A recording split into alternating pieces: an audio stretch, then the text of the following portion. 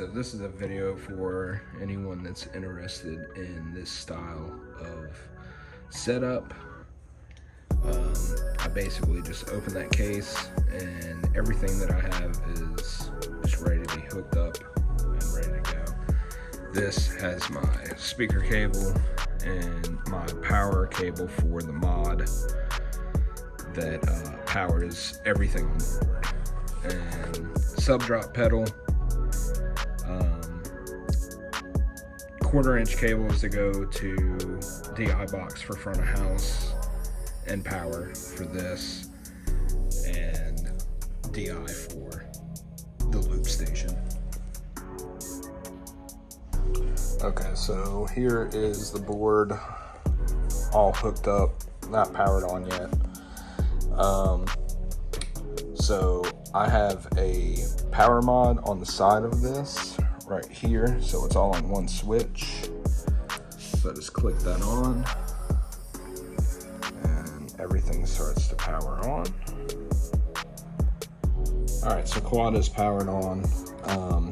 This is powered as well off of the DC7, which is underneath here, but it has to have an output plugged up, which this is where all meat and potatoes, so we just play loops through here. We don't have tracks right now, so pretty much I just switch between these loops in between songs and play them.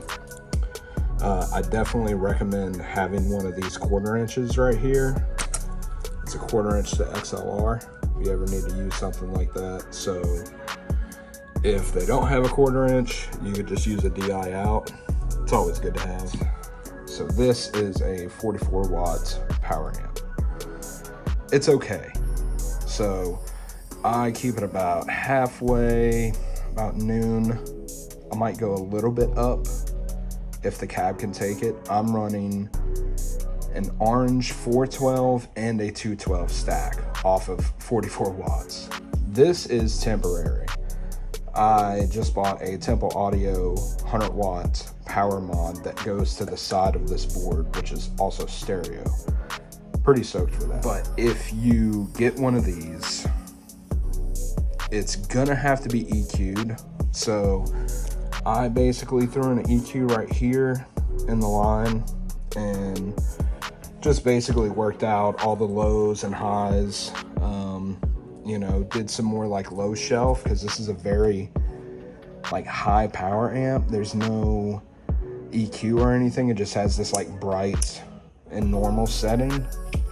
So the EQ is definitely needed, especially if like you're playing random cabs. Like say if a band has a backline and a Mesa cab's gonna be way more high end than an orange cab. An orange cab is like super low end. So you kind of want to match that and you know, just maybe either throw an EQ on it, which I didn't do that. I had a sonic maximizer and it was okay. It kind of ruined it, I felt like. So I just threw the EQ on the quad and it was good to go. All right, power section at the bottom. So this is the DC7 and this is the CRUX.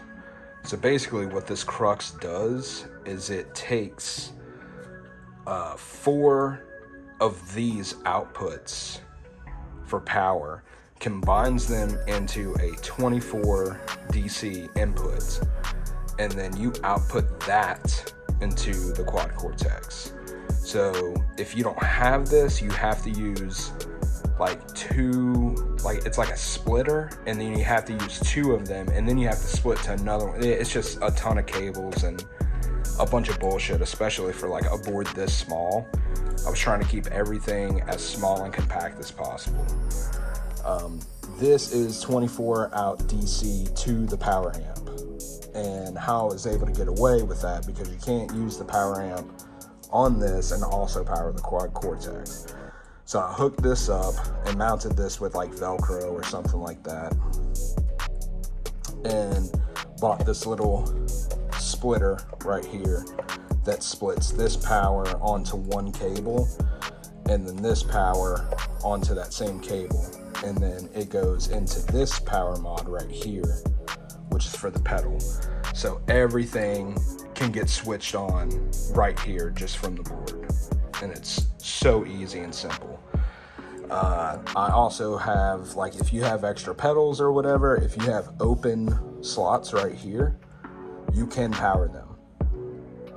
This doesn't take up the entire quad Cortex. It just uses the voltage of that. And right here will show you your max load. So it's not gonna go over. It just won't power it if it goes over. So yeah, so this thing's amazing. It's expensive as fuck, but it's great. It's the best pedal power I've ever come across. So it powers everything: the wireless, the loop pedal, the quad Cortex, and then the power amp is on its own power right here, which just splits to this guy right here, so it could be all in one. Yeah, so that is everything that is on my board right now. This is temporary, like I said before. It works.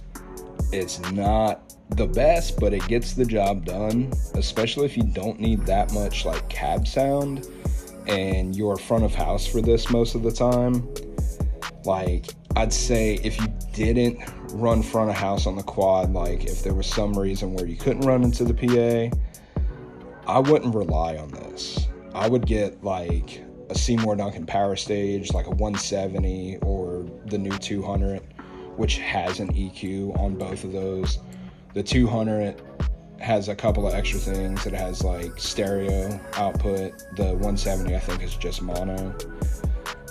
Which the best thing about the quad is that the stereo capabilities are just insane. So, but if you do get one of these, make sure to do your patch and then get a fucking EQ on it and EQ that cab, because you're gonna run into issues. It took me weeks to get it right. But yeah, it's a very, very simple setup. It's so fast to set up on stage. I usually run, I think I have it at about, I usually do between like 35 to like halfway. I'll try to do like 50 on here, 50 on here, and also have your front of house ran to where you don't control the volume, so this volume will not affect the front of house. It'll just send them a line and they can control it how they want to.